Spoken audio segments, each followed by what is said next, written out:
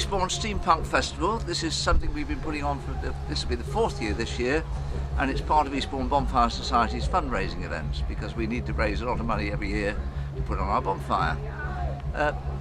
Steampunk is a rather odd thing in that it followed on really from goths. When you look at the makeup you'll see something like that in there, but it's an alternative society. It's sort of Victoriana.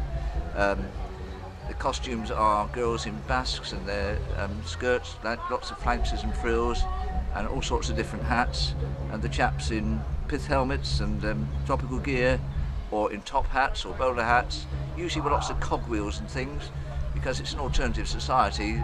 Some people live their lives as steampunk. I can think of several people in this town who do and go around in these costumes every day, but others just dress up for the occasion. Tonight we've got a masquerade born in the Underground Theatre, for example, and there'll be there people with their masks on and probably a different costume than the one they've been wearing today. And it's fun. It's a nice relaxing atmosphere. We've got music, as you can probably hear in the background, and we've got a beer tent, and people just come along, sit on the Wish Tower slopes and chill out.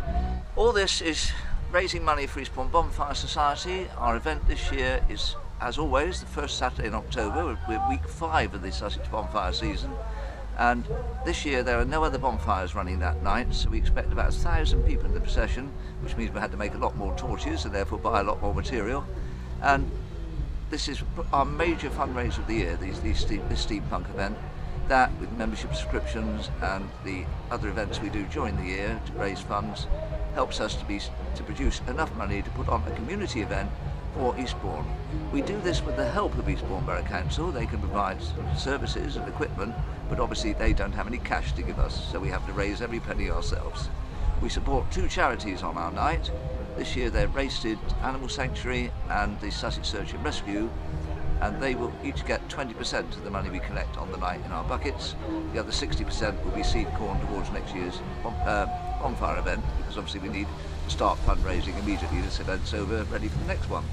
And so far we've done pretty well. It's 17 years since the Bonfire Society rekindled, and we've been walking on the road for the last 6 years now, and it's got bigger and better every year. Great torchlit procession, bonfire on the beach with an effigy on top, which usually explodes with a nice satisfactory bang, and lots of fireworks after that.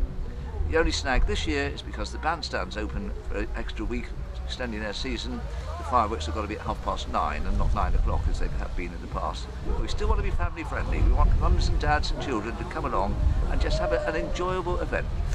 Remember, Saturday the 7th of October, Eastbourne Bonfire, starting about 7:30, the first procession starts, and we're going on till probably about 9:45 by the time the fireworks are finished. And I hope to see you there. You'll certainly see me there, dressed as I am now in bonfire stripes.